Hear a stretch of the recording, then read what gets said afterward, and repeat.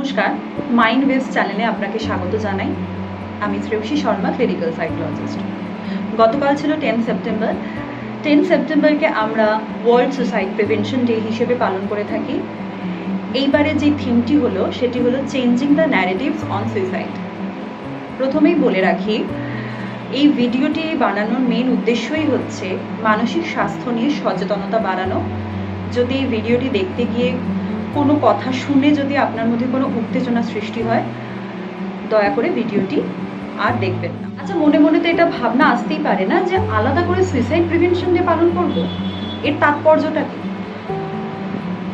বলা হয়, গবেষণাতে দেখা গেছে যে প্রতিটা 40 সেকেন্ডে, মানে সারা বিশ্বে প্রতিটা 40 সেকেন্ডে কিন্তু একটি করে মানুষ কিন্তু সুইসাইডের পথ বেছে নেয়।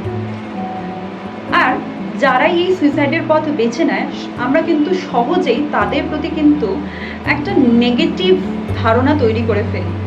কীরকম? সেই মানুষটা দুর্বল ছিল, দেখ না, লড়তে পারলো না বলে সবাইকে ভাসিয়ে দিয়ে চলে গেল। মানে মানুষটা আত্মহত্যা করে চলে গেল, তারপরেও সেই মানুষটাকে কতটা নেগেটিভ কমেন্ট করছি।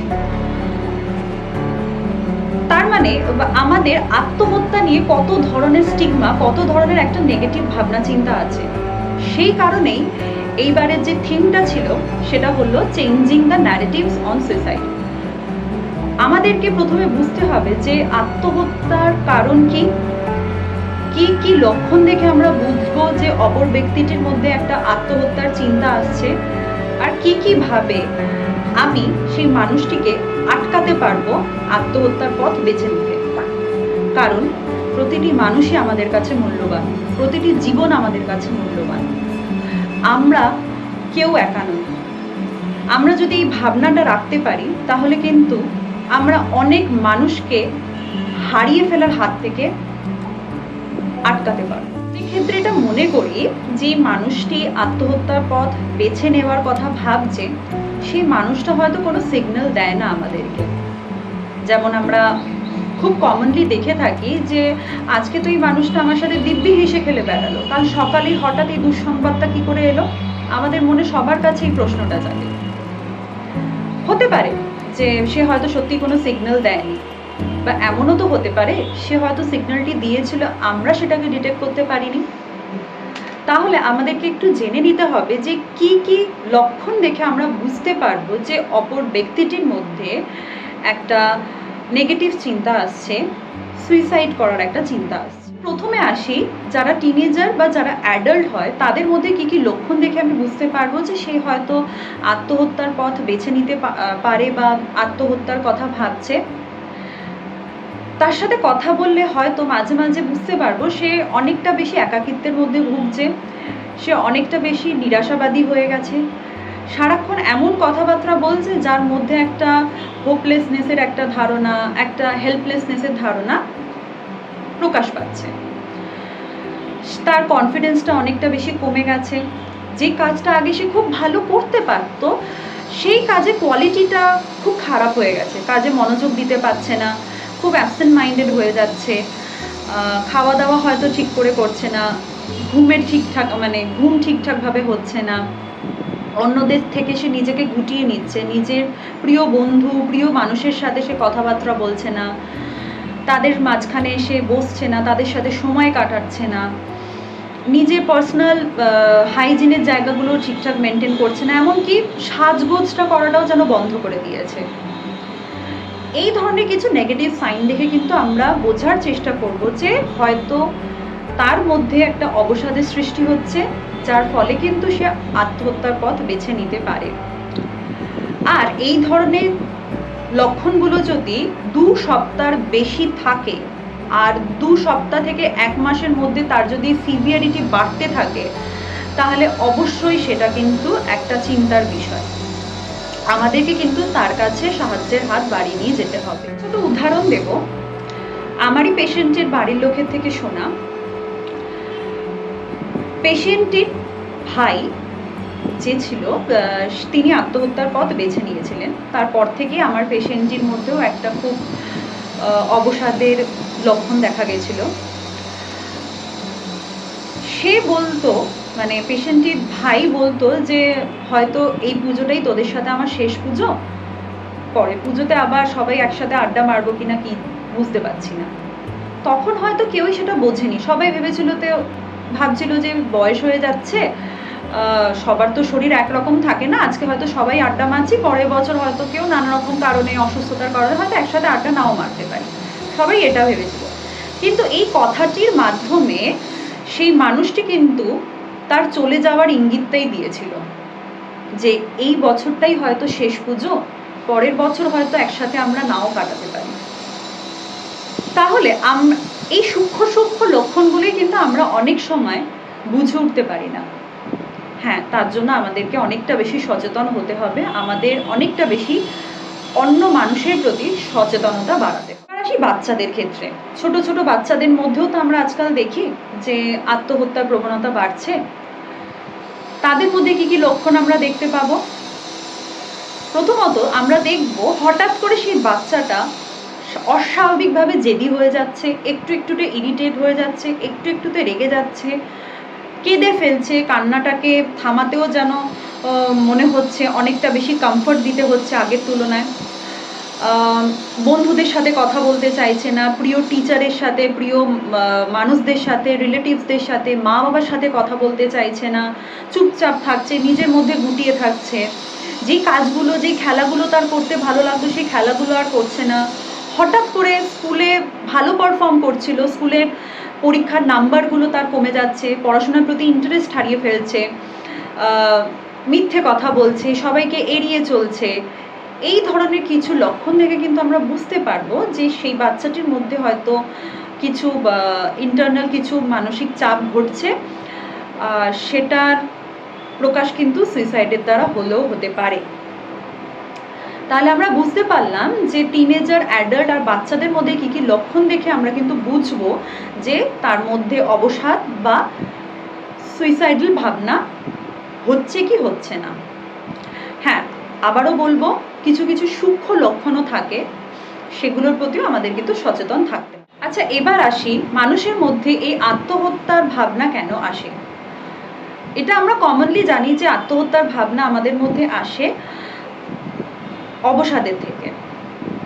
অর্থাৎ আমরা যদি খুব স্ট্রেস ফিল করি আর স্ট্রেসটাকে ম্যানেজ করতে পারছি না, স্ট্রেসের সাথে মোকাবিলা করার জন্য যে ক্ষমতাটা আমার দরকার সেই ক্ষমতাটা কোথাও গিয়ে আমার মধ্যে কমে আসছে বলে আমি মনে করছি, তখন আমাদের মধ্যে খুব টেনশন, খুব অবসাদের জায়গা সৃষ্টি হয়।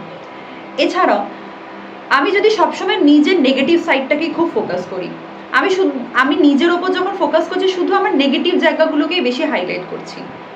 ধরুন আজ সকালে মা আমাকে কিছু করতে বললো, আমি সেটা করলাম না, মায়ের অবাধ্য হয়ে গেলাম, এরপর সেটা নিয়ে আরও ভাবতে থাকছি, মা আমাকে বললো, আমি কেন করলাম না, করতেই তো পারতাম, সেটা নিয়ে অনেকটা বেশি ওভার থিঙ্কিং করতে শুরু করছি।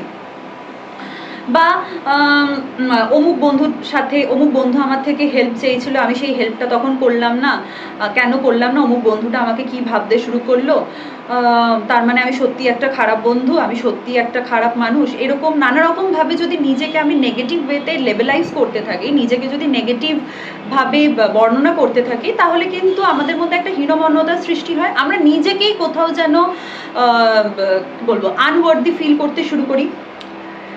এছাড়া হচ্ছে আমরা যদি সব রকম নেগেটিভ আবেগগুলোকে, রাগ, দুঃখ, ভয়, এগুলোকে সব কিছুকে যদি নিজের মধ্যে চেপে রাখতে থাকি, সেগুলোকে বহিঃপ্রকাশের সঠিক জায়গা বা সঠিক ওয়ে আউট না ভেবে সেগুলোকে যদি নিজের মধ্যেই পোষণ করি, তাহলে কিন্তু অবসাদগুলো বাড়তে থাকে, যেটা কিন্তু আমাদেরকে নিজেকে ক্ষতি করার একটা চিন্তার দিকে ঠেলে দিতে পারে। এছাড়া এমনও অনেক সময় পরিবেশে ঘটে যে আমি যেরকমভাবে চাইছিলাম সেরকমভাবে কোনো কিছুই ঘটছে না, বা অপর ব্যক্তিটি এমন কিছু কাজ করছে যেটা আমার মতের বিরোধী। তখন আমার ফিল হয় যে তাহলে মানে আমি যেন তার ওপর থেকে সমস্ত রকম অধিকার হারিয়ে ফেললাম, সে হয়তো আমাকে আর আগের মতন পছন্দ করে না, বা আমাদের সম্পর্কগুলো আগের মতন নেই, বা আমি যেই পরিবেশে এতদিন ধরেছিলাম সেই পরিবেশটা আর আমার থেকে পুরো অচেনা মতন হয়ে গেছে। এরকম যদি ভাবতে শুরু করি, তাহলে সেই মানুষটা, সেই পরিবেশটা সব কিছুই যেন আমার মধ্যে একটা বার্ডেনের সৃষ্টি করবে বলে আমি মনে করব। আর সেইটা যখন আমি কমাতে পারছি না সঠিক উপায়, তখন আমি মনে করছি আমি যেন ক্ষমতাহীন হয়ে পড়ছি। তখন আমার নিজেকে যেন অপদার্থ মনে হচ্ছে, আর আমি নিজেকে খুব বোঝা ফিল করছি। তখনই মনে হয় যে বেঁচে থেকে আর লাভটা কি, চলে গেলেই ভালো হয়। এই ধরনের কিছু চিন্তা, এই ধরনের কিছু কারণই কিন্তু আমাদেরকে আত্মহননের পথ বেছে নিতে একটা মানে আত্মহননের দিকে আমাদেরকে ঠেলে দেয়। তাহলে এবার আসি, এই আত্মহত্যাকে আমি কিভাবে প্রতিরোধ করতে পারবো। আমি যখন দীর্ঘদিন ধরে দেখছি আমার অপর ব্যক্তিটির মধ্যে এমন কিছু লক্ষণ দেখা যাচ্ছে যেটা আমাকে বোঝাচ্ছে যে হয়তো সেই মানুষটা অবসাদের মধ্যে আছে বা সে হয়তো আত্মহত্যার পথ বেছে নিতে পারে, আমার প্রথম কাজ হবে সেই মানুষটার কাছে আগে চলে যাওয়া। জাস্ট কিছু সিম্পল কথা আমাকে তাকে বলতে হবে যে তুমি ভালো আছো, তোমার কি মন খারাপ, তোমাকে দেখে মনে হচ্ছে তুমি খুব কষ্টের মধ্যে আছো, অনেকটা মানসিক চাপ হয়তো তোমার মধ্যে তৈরি হয়েছে, দেখে মনে হচ্ছে যেন তুমি নিজের সাথে খুব লড়াই করছো, চলো না আমরা একটু কথা বলি। তুমি আমাকে বলতেই পারো, হতেই পারে আমি তোমাকে সাহায্য করতে পারি, বা তুমি আমাকে বললে তুমি অনেকটা হালকা হবে। জাস্ট এই কেয়ারিং কিছু কথাবার্তা যদি আমি তাদের সাথে বলতে পারি, তারপর তার পাশে বসে তাকে দীর্ঘক্ষণ ধরে শুনলাম, এইটুকু করলেই কিন্তু আমরা সেই মানুষটিকে হয়তো অধিকাংশ পর্যায়ে হেল্প করে ফেলতে পারবো। এবার এই শোনার পর্যায়টা কিন্তু খুব ইম্পর্টেন্ট। এই শোনার পর্যায়ে আমাদেরকে কিন্তু খুব নন জাজমেন্টাল হতে হবে। যখনই সেই মানুষই তার মনের কথাগুলো বলছে, আর আমি যদি বুঝতে পারি যে হয়তো তার মধ্যে আত্মহত্যার কথা আসছে, আমি কিন্তু ডিরেক্ট প্রশ্ন করব তাকে, তুমি কি নিজেকে ক্ষতি করার কথা ভেবে ফেলছো না তো, সুইসাইড করার কথা ভেবে ফেলছো না তো? প্লিজ এটা যদি মনে হয় জিজ্ঞেস করবে, কেননা আমরা অনেক ক্ষেত্রে ভাবি যদি আমি সুইসাইড ওয়ার্ডটা ইউজ করে ফেলি হয়তো সে সত্যি ভাবছিল না, হয়তো এটা এবার সে ভেবে ফেলবে, আমি হয়তো তার মধ্যে ট্রিগার করে ফেলছি, বাট অ্যাকচুয়ালি না। আমরা যদি এই ধরনের ডিরেক্ট কথা তাকে বলি, সেও হয়তো সে তার মনের দরজাটা পুরোপুরি খুলতে পারবে, সে হয়তো নিজেকে পুরোটা মেলে দিতে পারবে। আর আমাকে তার প্রতি যেটা বললাম খুব নন জাজমেন্টাল থাকতে হবে। আমি কোনো মতামত দেব না, আমি এই ধরনেরও কোনো কথা বলবো না তোমাকে স্ট্রং থাকতে হবে, তুমি যেটা ভাবছো খুব বোকা বোকা, এটা একটা দুর্বলতার লক্ষণ, তোমার ওপর অনেকের দায়িত্ব আছে, তুমি এত লোকের দায়িত্ব ছেড়ে যেতে পারবে না। একটু ভেবে দেখেছেন যখন আমরা এই কথাটা বলছি তোমার ওপর অলরেডি অনেকের দায়িত্ব আছে, সবার দায়িত্ব ফেলে যেতে পারো না, তুমি বোকা বোকা কথা ভাবছো, এগুলোর মধ্যে কোথাও আরেকটা চাপ দিয়ে দিচ্ছি না তার ওপর?